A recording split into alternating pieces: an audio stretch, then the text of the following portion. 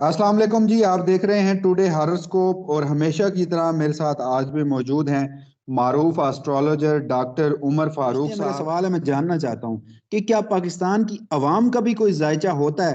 क्योंकि एक तरफ तो इमरान खान है, वो कहता है कि मैंने अपनी जिम्मेदारी पूरी कर दी है। अब 8 तारीख को अवाम की जिम्मेदारी है। अगर इमरान खान को पसंद करती है अवाम, वो बाहर निकलेगी, बहुत बड़ी तादाद में निकलेगी, वोट करेगी। आप क्या समझते हैं?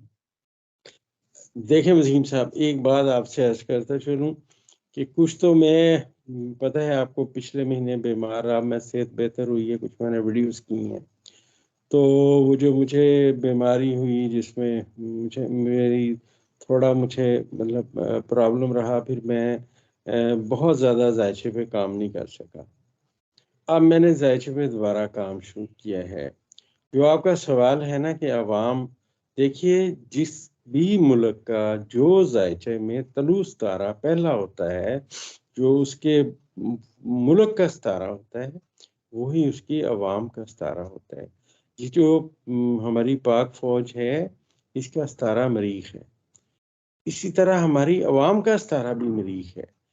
ये कभी भी नहीं होता कि ये मतलब चेंज हो। मैं आपको एक हिस्ट्री की बात इल्म के हवाले से बताता चलूँ कि मुझे एक दफ़ा मौका मिला, तो मैं एक अपना ये इससे मिला, एम्बेसी में एक बंदा काम करता था, ब्रिटिश एम्बेसी में। एम्बेसडर या काउंसलर जनरल? कौंसलर थे, थोड़ा नीचे था वो।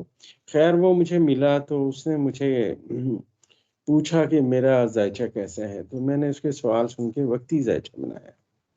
इटली एम्बेसी का गालबन वो बंदा था, मेरे दोस्त हैं, उनके घर बैठे हुए थे। तो उसने मुझे कहा कि मैंने उसने कहा हाँ बताओ फिर मैं यहाँ पाकिस्तान में क्या लेने आऊँ।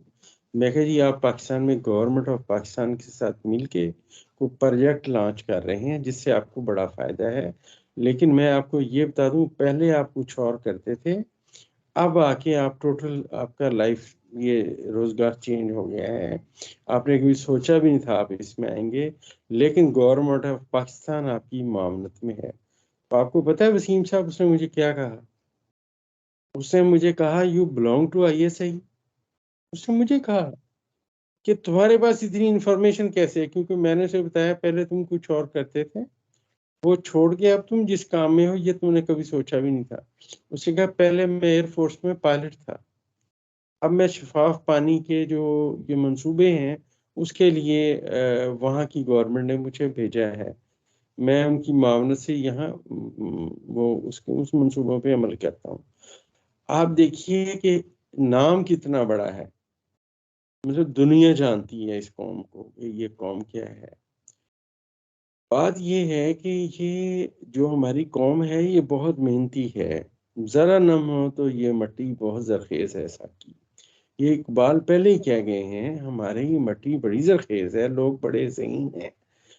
तो ये जो कौम है ये निकलेगी, डेफिनेटली निकलेगी, लेकिन हम अपने जायचे से 8 फरवरी का जायचा इलेक्शंस के हवाले से क्या है, किस सियासतदान का, ये तो हम वीडियोस करते रहेंगे ना, ये तो अभी आगे चलेंगी इंशाल्लाह। जी बिल्कुल नाजरीन, वीडियो आगे चलेंगी और मेरी भी डॉक्टर साहब से यही बात हुई कि अब इंतखाबात आने लग गए हैं, तो इस हवाले से डॉक्टर साहब भी जायचा बनाएंगे और आपको एग्जैक्ट जो 8 तारीख जैसे जैसे करीब आती जाएगी, सितारों के अहवाल क्या होंगे, कौन सी सियासी जमात की जो पोजीशन है वो बेहतर होगी, क्योंकि नून लीग, पीपल्स पार्टी। अच्छा डॉक्टर साहब, माजरत के साथ मैं कंक्लूड करना चाह रहा था, मगर एक अहम सवाल है, वो आखिरी सवाल आपको उसकी जहमत दूंगा और फिर वीडियो के इख्तिताम को चलते हैं। डॉक्टर साहब, आपने भी कहा था कि लड़ाई फसाद शुरू हो जाएगा, अभी पीडीएम की हुकूमत नहीं गई थी, मुझे याद है 9 अगस्त 2023 से कबल, और पीपल्स पार्टी और नून लीग लड़ पड़ेगी। और अब इतलात हैं, टीवी चैनल्स देखें, एक दूसरे को कोस रहे हैं, गलतियां मान रहे हैं कि जी हमने हुकूमत क्यों इकट्ठे की, हम इत्तेहादी क्यों बने।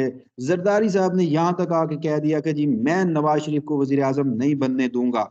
तो इस वक्त पीपल्स पार्टी को हमने इस वीडियो में डिस्कस नहीं किया था, तो जरा पीपल्स पार्टी के जायचे सितारे बताइए कि क्या कोई मुस्तकबिल में इतलात ये आ रही है कि पीपल्स पार्टी पीटीआई के साथ एक नया सियासी इत्तेहाद बना रही है नून लीग के खिलाफ, ताकि तमाम सियासी जमातों को बराबर के मौके मिलें। इस हवाले से जरा पीपल्स पार्टी का बताइएगा।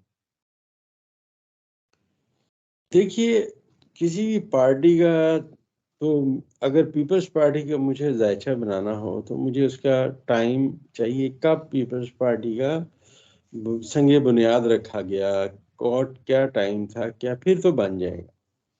अच्छा, लेकिन जनरली जो मेरे पास, ज़ाहिर है कि अब जो लीडर इनके हैं वो बिलावल भुट्टो ज़रदारी हैं।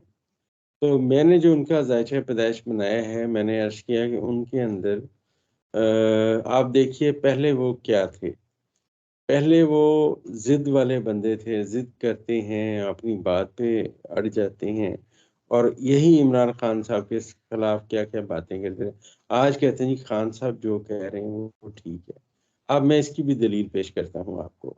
दरअसल जो परवेज़ इलाही साहब हैं और जो बिलावल भुट्टो ज़रदारी हैं, जो इमरान खान हैं, अब इन तीनों में क्या चीज़ मुश्तरक है? वंडरफुल बात आपको सुनाता हूँ।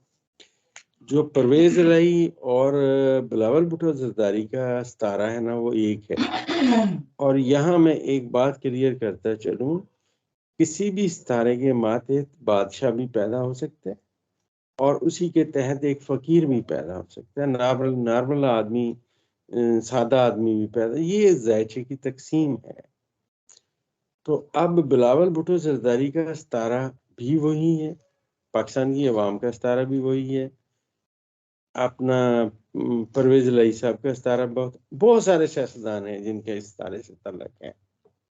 इवन और ये मकबूल जान का इस सितारे से बड़ा तल्लुक़ है। अच्छा, लेकिन ये जो सितारा है, ये जो जिसे हम कहते हैं कि हुक्मरान सितारा, ये बिलावल भुट्टो का है और अपना परवेज़ इलाही साहब का है।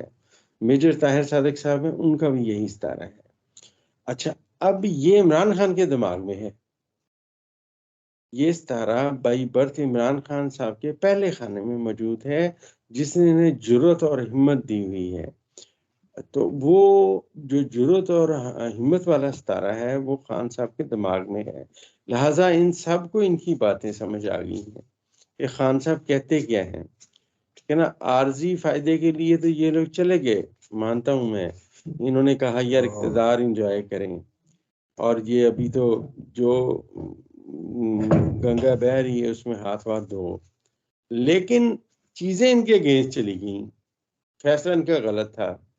अब ये उसको किसी तरह भी बैक करने की उस हिम्मत में हैं, और वो क्योंकि खान साहब के पहले खाने में सितारा है, लिहाज़ा उनका लड़ पकड़ने की कोशिश कर रहे हैं। बात असल में ये है, ज़ायचे के हवाले से। जायचे के हवाले से बात असल में ये है नाजरीन, हमने डॉक्टर साहब से आज एक तवील नशिस्त की है और उस हवाले से जो भी फर्दर डेवलपमेंट्स होंगी डॉक्टर साहब और मैं आपकी खिदमत में हाजिर होंगे। आपके जो भी सवालात हैं आप मुझे कमेंट्स में बताइए, मैं आपके सवालात डॉक्टर साहब तक पहुंचाऊंगा। डॉक्टर साहब जैसे आप मोहब्बत करते हैं डॉक्टर साहब से, डॉक्टर साहब भी वैसे ही आपके लिए परेशान रहते हैं और आपके लिए मोहब्बत करते हैं और आपके लिए ही ये तमाम जतन करते हैं, मेहनत करते हैं, जायचे बनाते हैं और फिर हम आप तक पहुंचाते हैं।